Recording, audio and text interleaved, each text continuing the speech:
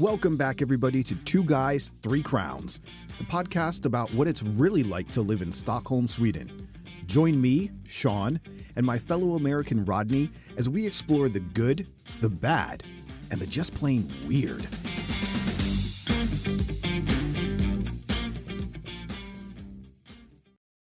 Happy Mother's Day to you, you Swedish moms out there. Happy Mother's Day to you, or mothers everywhere, regardless of whether you're Swedish mothers. Happy Mother's Day to mothers everywhere. Happy Mother's Day to you from Two Guys, Three Crowns. Watch out, Michael Bublé. Someone's coming for you. Rodney Bublé. Bublé, Bublé, Bublé, Bublé. Yes, sirree. We are checking in from Stockholm, Sweden on Swedish Mother's Day. So, happy Mother's Day to all moms in Sweden and globally. Yeah, Sean, I woke up this morning not even understanding today had the possibility to be Mother's Day. Let's put it out there. Yeah. Because I've been in different time zones, as we know, and Renata had a birthday recently, and then you have the American Mother's Day, and yeah, I found out after the fact. I'm like, well, guess I'll be going out for some very lovely flowers. Yeah. Right Hey, now. Is there a Brazilian Mother's Day on another It's the same as the U.S. It's the same as the U.S. However, Father's Day is different across the three. So that's real confusing. Ooh, okay. So we're not helping at all. No. So the Father's thing isn't helping at all. No, but the Brazilian Father's Day is closer. I think it's closer to the American Father's Day. But then you know how their seasons are switched, right? That's right. So when we in the Northern Hemisphere are in summer, yes. in America, Father's Day is like June 10th, something like that. Like height of barbecue season. Sure. You know? Right. Boom. Like really getting into it. Get some like new grill kit, you know. Get a tank of propane. That's all Dad needs, you know what I mean? Yes. Slap a big, tomahawk chop. Ah! Down Yes. on the table. That's all Dad needs. Okay. But then Swedish Father's Day is in November, but then it confuses me because that's the one out of sync because that's in winter, like fall approaching winter, but then the people who are in winter are closer to the summer. I'm just like, no. So when Mother's Day rolls around, I'm like, oops. Yeah. Those ones are way closer together. Yeah. Ooh, What November. can you do? What can you do? November. It's tough being an immigrant, man. November. There's just nothing you can do you can't holiday anything on a Swedish November. But hey. But was able to do like a nice kind of coffee service for Mom this morning. Okay. And then did a barbecue kind of thing for lunch. Nice. So Nice. Made it work by the end. Okay. Got a beautiful like bursting orange dahlia. So yeah. Very nice by the end. Chalking up those brownie points. Yes, we go. Gotta claw back. You know what I mean? Get them while you can. Get them while you can. Yeah, we did a. I since I was little, I've always enjoyed making omelets. Omelets is like I don't know. It's just omelets was my thing growing up, and so I'm imagining a toddler Rodney being like pancakes. Nah, man, where's that French omelet? That's what I'm talking about. That's what I'm talking about. And then, from then up till now, we'll just say that it's several years.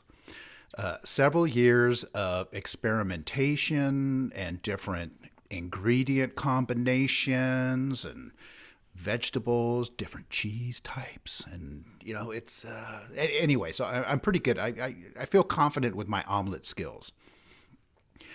Lena just happens to enjoy omelets.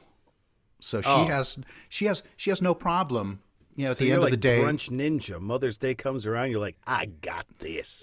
hey, dinner omelets. I mean, it's Oh, man. no, but sometimes Rodney's got a whole restaurant concept I going got on like here. the whole thing happening. But it, yeah, and I mean, it's always good because I love the challenge of kind of a half full going towards empty refrigerator, where you just kind of look through there and you got to figure out what combinations, if that is still really a mushroom hiding in the vegetable drawer, or if it's something else that's left over from. We're like, these olives have a film on top, but like Right. they're olives and it's Yeah. in vinegar and salt, so it can't be bad for you, right? Another reason to do omelets. You just tuck all that stuff in there. I'm like, but we did. So I did an omelet this morning. I did I guess, would you call them hash potatoes? But like they're raw potato. You know, like you shred them and then you fry them in a little bit of olive oil. Yeah, like until they hash get- brown. It's like hash brown potatoes, but Yeah. in so Sweden did you they put call them in them. egg and then you put them in the thing to hold it together, or you just like throw No, we just because Oh, they're okay. yeah. So by it's the time not you get technically hash brown. But No. But it's in Sweden they call it rårivna potatis. So it's like raw shredded potatoes. Rårivna potatis. So it's do you like use raw. the delicate potatoes or the small and good potatoes, or and then let's not even approach the eggs. Hey, whatever's in the bottom drawer, whatever potato type is in the bottom drawer is what. But anyway, it was so I jazzed it up a little bit with those. There was a little bit of I was going to say paprika, but it's not. Bell peppers, paprika. Chopped up a little bit of that. Had a mushroom, a little bit of red onion. Still all out. had since it's Mother's Day, I went ahead and took a couple slices of my current Spam. My current Spam allocation. You know, Now, Christmas. does Lena appreciate? I know there's no competing with the level of appreciation you have for Spam, Right. but she enjoys it. I mean, she has to at this point. I'm yeah. sure. Oh yeah.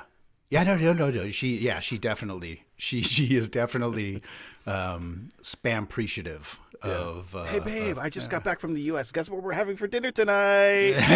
yes. But, you know, Christmas, Mother's Day. So I go ahead and chop that up, put it all together, wrap it up in the omelet. And, it was delicious. It was nice. But it was a good way to start Mother's Day. Just a quick little side note. I'm gonna hit a tangent just briefly. Speaking of potatoes, Lena and potatoes. Okay, I'm yeah. intrigued. Okay, Let's go. So we're in the potato section of we're in the vegetable area of the store in the potato section, which is like you start going in and yes, so where every potato looks exactly the same, but all the bags say something different on them. Yeah, that you've been there. You know the place. You've been there. Yes. You hung out there. Yes. Well, Lena pointed out that on one of these bags of potatoes, and I might have mentioned this before, but it still blows me away. They're Egyptian potatoes. They're potatoes from Egypt. And I've seen fruit from Chile, and I've seen like different points of origin avocados come from for Chile. different or different produce and vegetables and fruits That's and like stuff. all your garlic comes from China, except for but- very rare circumstances. Every piece of garlic all over the world comes from China. But potatoes. I mean, I know, and Swedes are so like precious about their potatoes. But Egypt. But Egypt. I mean, Well, I'm they must be clean potatoes then, because I know that especially for midsummer, you have to have the little potato with dirt on it. And those are in there now. Those are right next to. They are right next to these Egyptian potatoes. But the Egyptian potato, and I guess I have that. I'm sure that Egypt has Do they a taste bunch. sandy? Hey, I didn't buy Egyptian potatoes. I was like, I mean, of anywhere to import your potatoes from, you import them from Peru. Peru has like 5,000 varieties of potatoes. well, I'm thinking carbon footprint. You know, I mean, I know that I know that Chile is also not a Scandinavian as Rodney dumps country. like 8 avocados in his basket. He's like, Egyptian potatoes, the carbon footprint of these Well, things look at the must be size of this horrible." papaya. Where do they grow this? Oh my God. I should have brought 2 backpacks. Yeah, all these mangoes that never ripen. They just rot from green to rotten. Yeah, yeah. But that anyway. That was one of those little wake up calls where I'm cruising through the potatoes, like, oh, Egyptian potatoes. You would be impressed, like especially in the produce aisle of like where stuff comes from, because in the States, a lot of our stuff comes from California, like a lot of the like vegetable produce and stuff like that. Right. But yeah, like we're used to, Florida has natural avocados. They're the giant ones that are the size of a papaya, but they're like shiny on the outside and very green. Yeah. But like Hass avocados, all that stuff comes from South America, Chile. Yeah. Yeah. And now, I mean, you can buy fruits. I mean, if you think about like Sweden, as far as like seasonal stuff, Apples and potatoes, right? that's it. You're either eating apples or potatoes, and potatoes either have dirt or they don't have dirt, depending upon how close and to the eggs. You can get the egg with the feather. That's when you know you've gotten the organic. Then you know they're fresh. Yeah, or right? you can get brunch eggs or breakfast eggs or. Yeah, yeah. But this whole thing now of walking into a produce section and having basically every fruit and vegetable year round. Well, that's like There's the something American about that. style, right? Yeah. That's what, like, when we moved to London, it was even worse when we got here, but that was like a big culture shock thing when we moved to London, was that it's wintertime, so they just don't have food available. And as an American, you're used to everything on demand all the time. I want this specific ingredient. I don't care where it comes from. And over here in Europe, I mean, it's starting to shift, like you're saying, but yeah, it's like, it's winter, bro. You ain't going to get a strawberry. It's like, I don't know what it's called, but it has lots of spikes on the outside, and it looks like, I mean, some of the, and passion fruit and stuff like that. It's like, please. Well, it's the middle of December. There's nothing passionate about it. A couple times on the mangoes, and yeah, man, papaya, it gets Hinata every time, where it'll say like in big, bold, like colorful numbers, like the price per kilo. Yeah. Yeah. But like a whole papaya is like 2 kilos plus, you know? So then you get to the checkout and it's like more expensive than your beef. And you're like, hey, what? Yeah. Yeah. Let me tell you about me putting watermelon back like a week and a half ago. I was like, hey, look at these cute watermelons. Nope. You know? And I was like, I grabbed one and I put it on the scale and I was like, yeah, no, I think I'm going to It's like when you're filling up your car tank at the pump and you just keep seeing those numbers. They keep going and you're like, yeah, there's no way this gas tank is that big. There's no way that watermelon can be that heavy. You got to stop now. It's to stop going up.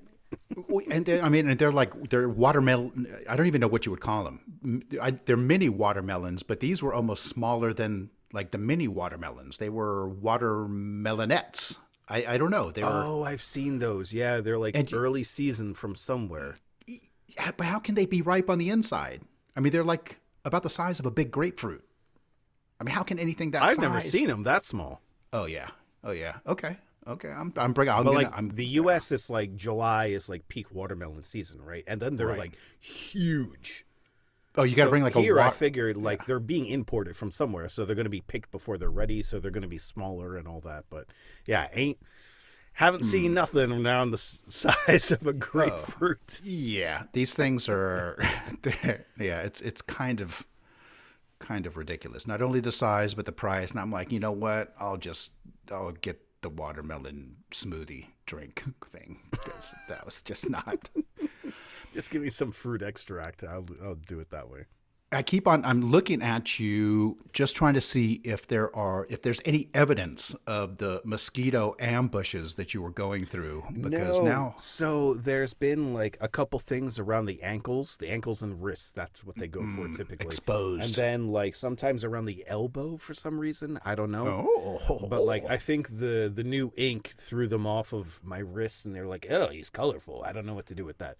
So yeah, I got a few bites around the ankles, but yeah, otherwise we were pretty careful. I did get 1 or 2 in the room, but like I'm a assassin getting them in midair. Now, I mean, I assume that the mosquitoes are just like mosquitoes everywhere, where they have that.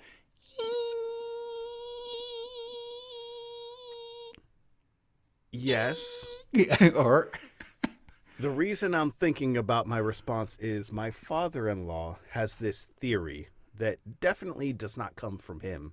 It's passed down through a long lineage of Brazilians and South Americans that, you know,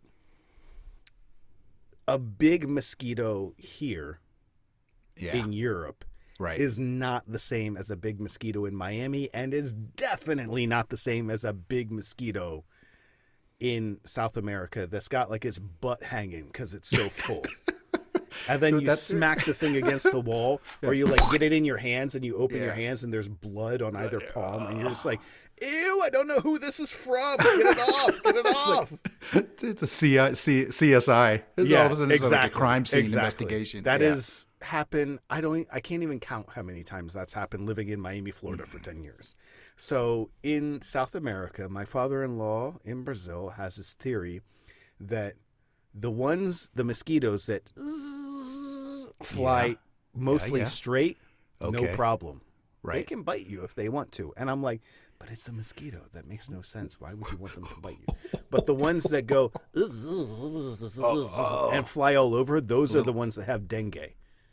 Okay. And I'm like, dengue is not rabies for mosquitoes. I don't understand how you can take the flight path of a mosquito and say, oh, that's the one that has dengue. You better kill that one.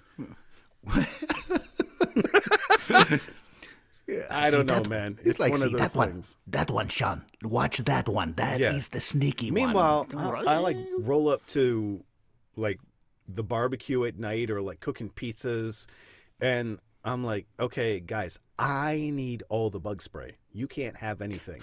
I need it. Yes. And then even with like, I could just fill the pool with bug spray and submerge myself for 24 hours. And the second I get out, they're going to start biting me. Mm-hmm. Every time. Yeah. And we have been out of country for so long. And I mean, the Bay Area, there's no real mosquitoes like in the San Francisco Bay Area. Because it's cooler, right? Now I'm going to start getting emails and messages from people. You know, just like that place in Canada. Yeah, exactly. I was off. I was just off by a little bit. My global cartage stuff was off. It was Iceland by the end. It was Iceland. It was Iceland. Yeah, a tiny cold island in the middle of the Atlantic. Yeah, that makes sense for not having mosquitoes. No money, no mosquitoes. But I have been away from the Bay Area for so long that I don't know. All I know is Swedish mosquitoes. And Swedish mosquitoes don't like me. And we have figured out, I mean, Lena gets attacked by mosquitoes. And actually, usually she reacts too. So it's not only getting bit by a mosquito, but she'll have like a reaction. It's not good. Whereas mosquitoes that come anywhere near me, just all of a sudden, just take off. Like, man, this boy has had too much salty pork in his life. That's what his it is. Blood tastes weird.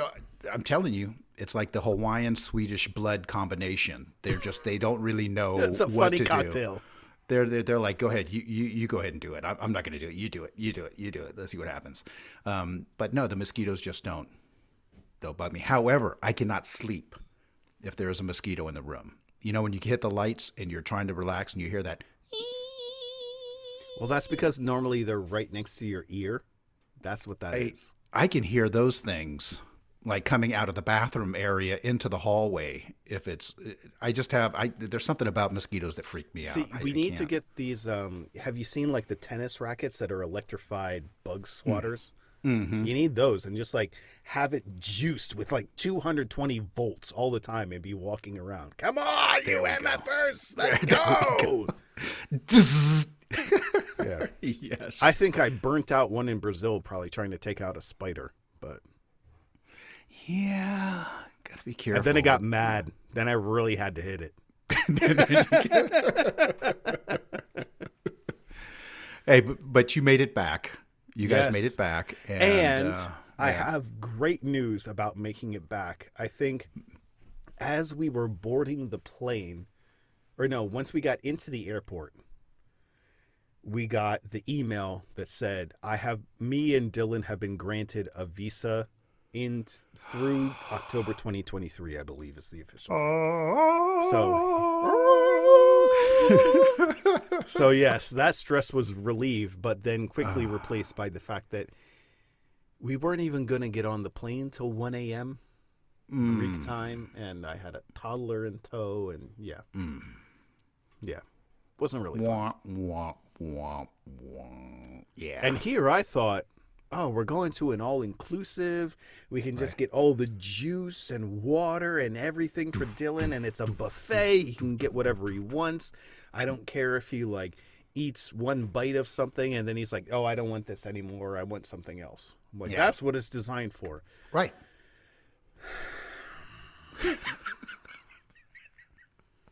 Every time, like, we wanted to go into the buffet to look for ourselves, it was, Didi, look.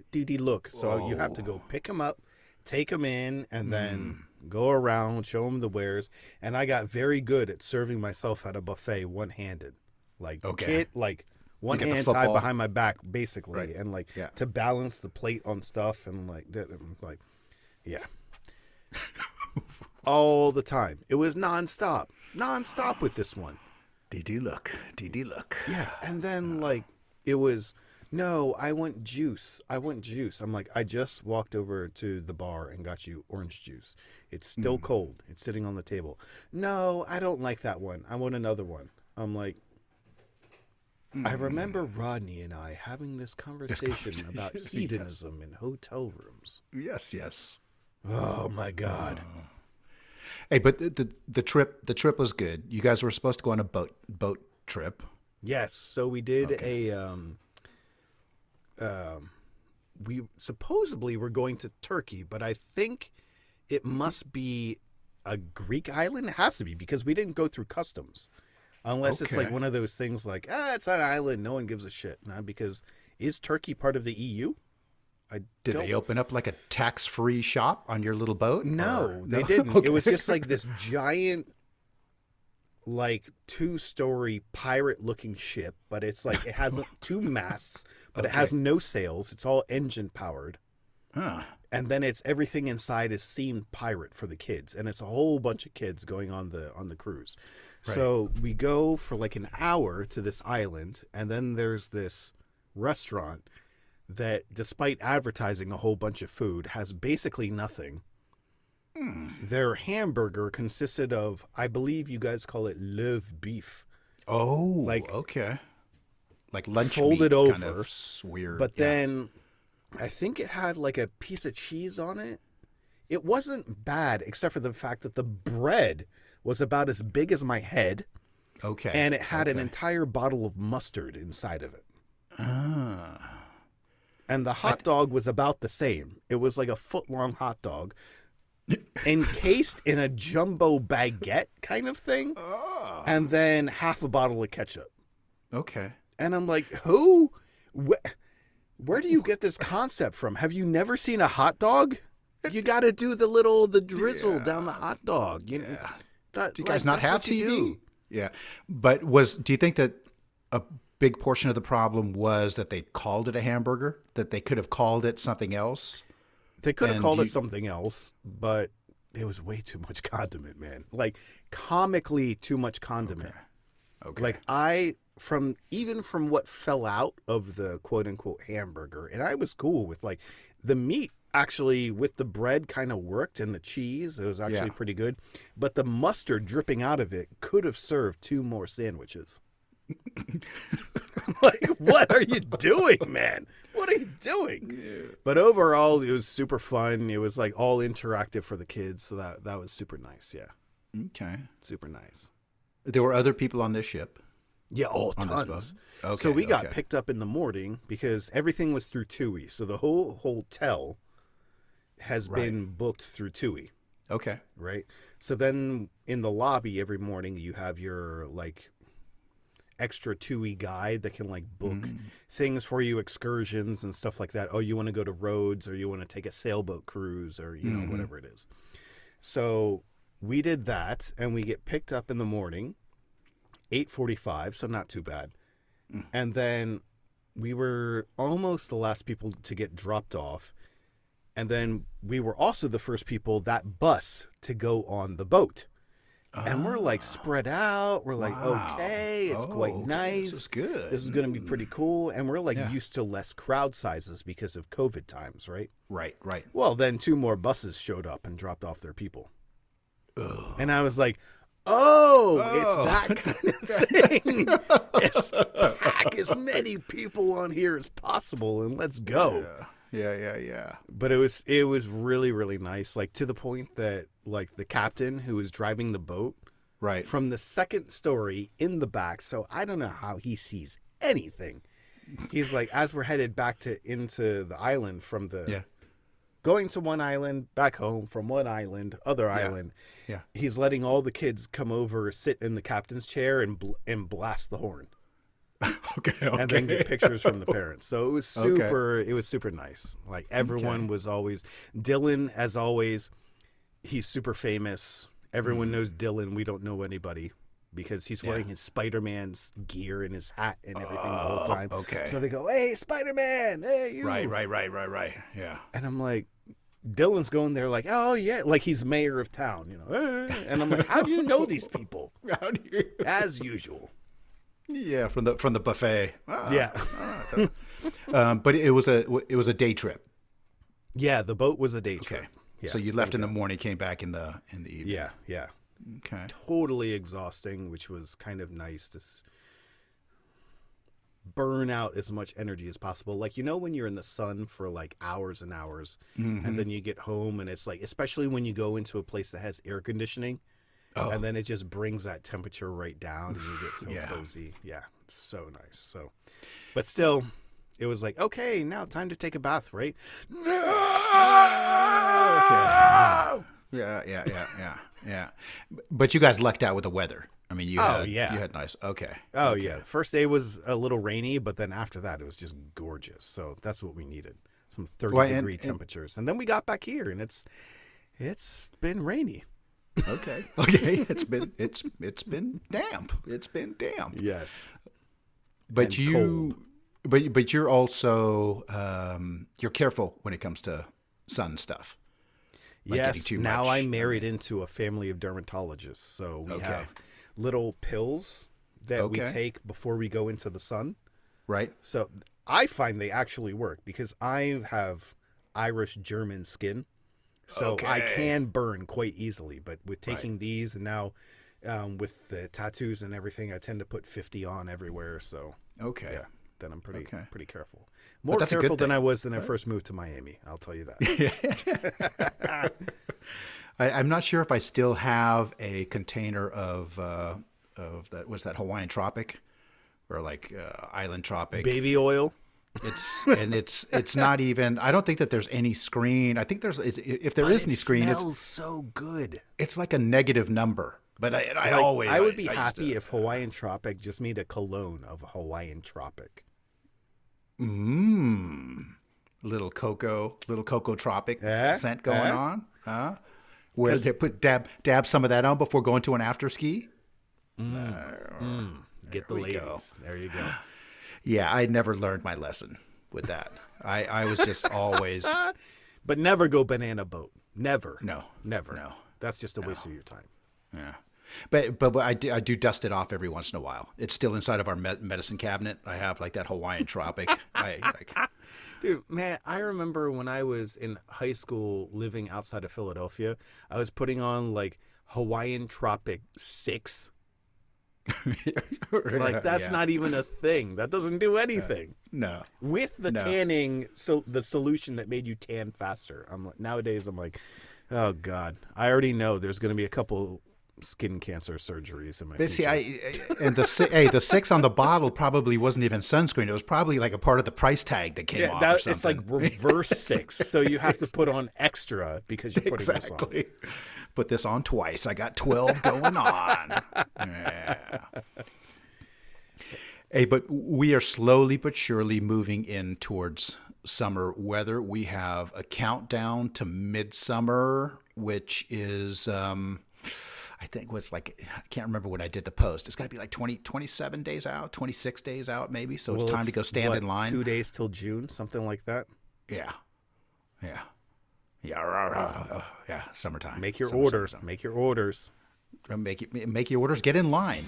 Get in line now. Where Don't are wait. the drones? We need them to go to Germany. Yes, we do. All right, everyone, that is going to do it for this week's episode. As always, thank you so much for tuning in. You know it's that time to get into whatever podcast app you're listening to us on right now. And if you haven't already done so, please, please, please leave a like and review. It can really make the difference for us. And then when you're done that, gotta go over to the Instagram, check out what we got going on over there, and then come back here next time for more Two Guys, Three Crowns.